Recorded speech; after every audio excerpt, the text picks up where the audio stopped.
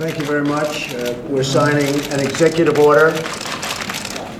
I consider it to be a very important executive order. It's about keeping families together, while at the same time being sure that we have a very powerful, very strong border, and border security will be equal, if not greater, than previously.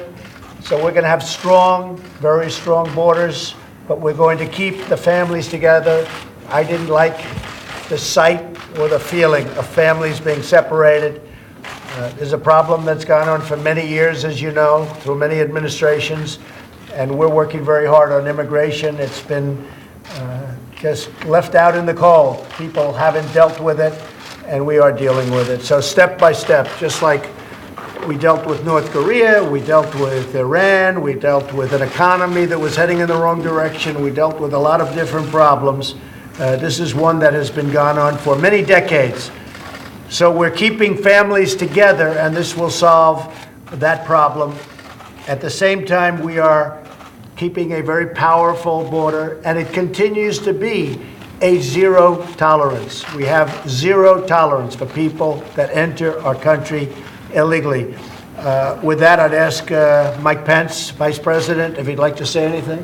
Well, thank you, Mr. President. And I think what the President's made clear is we believe it's a false choice between whether we are a country of law and order, a country with borders, and a country that demonstrates the compassion and the heart of the American people and respect for families. By taking this action, the President will make it possible for us to continue to engage in enforcing the law against individuals who violate our law, come into our country illegally, but now we'll be able in that prosecution in the immediate days forward to keep families together as that goes forward. But we are calling on Congress to change the laws in this regard and in a broad range of areas that will secure our borders and give us strength and confidence that we are once again going to take the steps necessary to end the crisis of illegal immigration in America. I think the word compassion comes into it, but it's still equally as tough, if not tougher.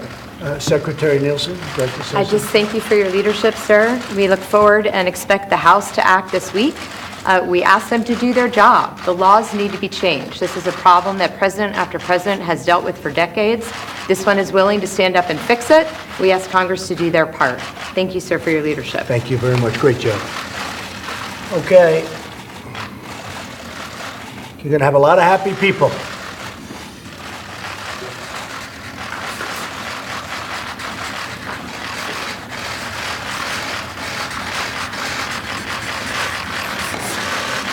Thank you, sir. President, why did you wait so long signing impeachment coverage? This has been going on for 60 years. 60 years, nobody's taken care of it. Nobody's had the political courage to take care of it, but we're going to take care of it. But it's been going on for a long time. Do you think you're backing down? Critics No, the border is just as tough, but we do want to keep families together. This is a problem. If you look at some of those horrible scenes from a few years ago, to me, they were horrible scenes. They were just terrible. And that was during the Obama administration. Other administrations have had the same thing.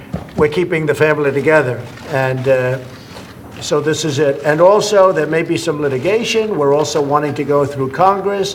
We will be going through Congress. We're working on a much more comprehensive bill.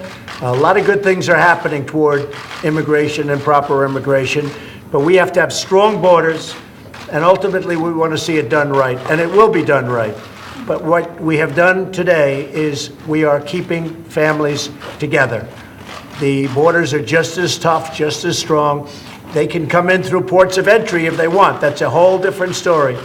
And that's coming in through a process, and the process is what we want. So I want to thank you all very much. I think this is something that makes us feel good.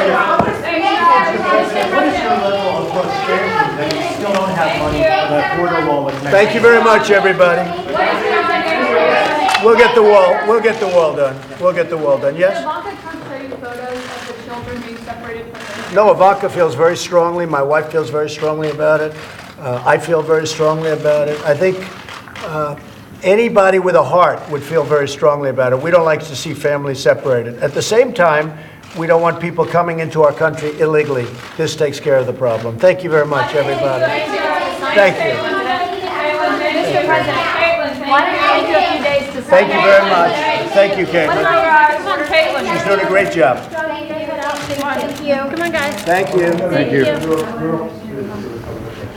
Okay, so there you have it. The president there sitting in the Oval. He has officially signed this executive order keeping families together. But let me just be totally transparent with you and say we didn't really get a heads up on what would be in the substance of this executive order. What exactly does this mean? Does this affect the zero tolerance policy? What exactly happens to all these families and children? So we don't entirely know yet. So just that said, let's work with what we do know. Carrie Cordero is with me, our CNN legal analyst, and Gloria Borger is back, our chief political analyst.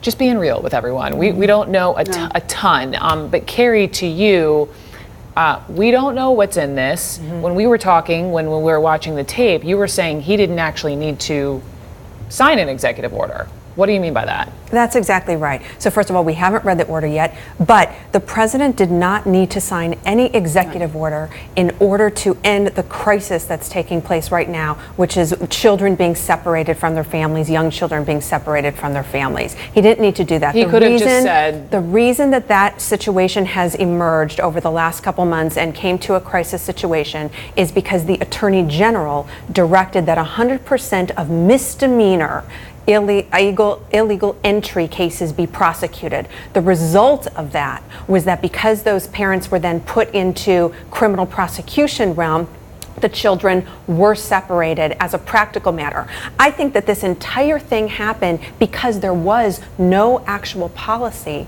for how the Border Patrol was supposed to handle the families, for whether or not it was even legal to take children from their parents.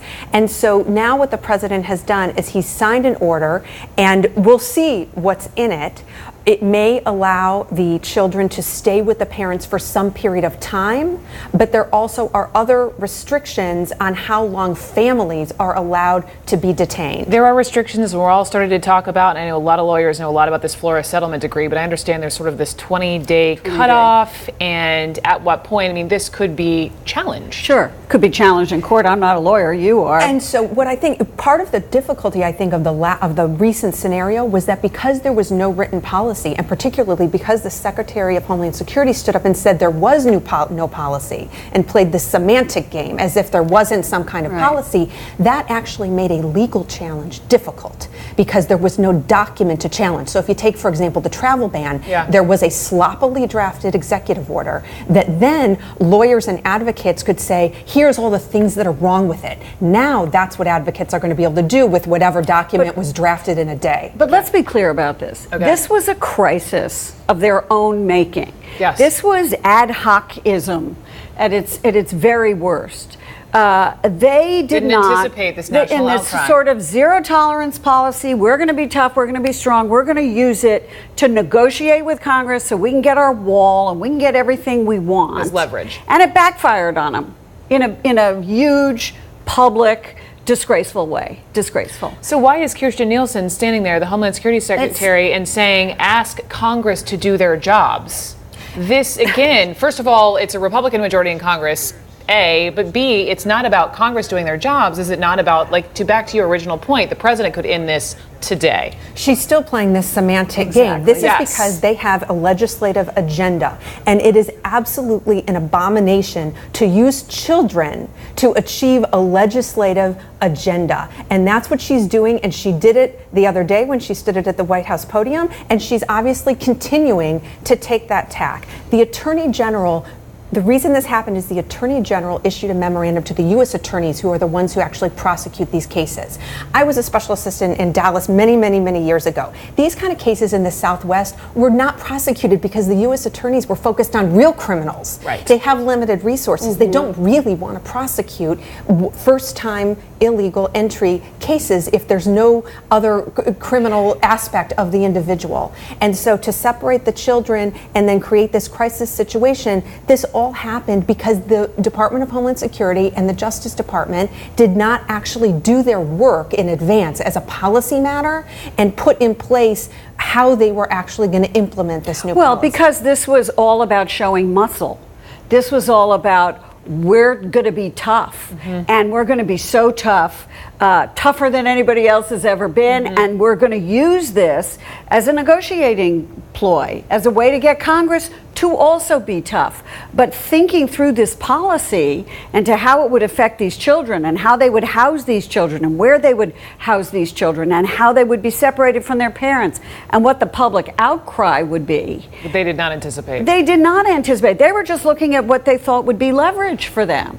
And in fact, it wasn't. Turned out to be the opposite. And they didn't do any of the work. You know, governing is hard. I worked for administrations of both parties. Implementing new initiatives, serious executive orders, this is hard work. It's usually something that takes, months of interagency work and White House lawyering and all the agencies involved. And it takes a lot of work. And they just think that they can throw something out there and give a direction and that it's actually going to work. But it affects people. But just so I'm clear, to your point, and it was under, back in the day for you in Dallas, but it was under Bush and it was also under Obama, where if you were a first-time illegal crosser, right, you were not prosecuted and put in these detention centers such as we're seeing, and that's why we're seeing the numbers that we are. But when we're talking about this, when you talk about the AG and the zero tolerance policy that went into effect April, May, where every single person crossing, is that still in effect? They're going to stop everyone still. It's just a matter of putting the parents with the kids. Well, we'll see what this order says. That's what we don't So know. that's one of the big questions. But Trump will say, he will then be able to say, I have not changed my policy. But what he will say is, but I also didn't want to wait for Congress to act, because you know how slow those people are. So what I'm doing is this, temporarily until we see Congress do the right thing. But this way, the president, in a way, believes he can have his cake and eat it too, because he doesn't have to say, well, I reversed myself, I made a mistake, zero tolerance was a problem. Got it. Welcome to Washington, ladies. Carrie and Gloria. No, you're welcome to Washington. Here I am, and this is how they roll. We'll wait to get more reporting on exactly what the substance in that executive order. But for now, ladies, thank you so much for going through that with me.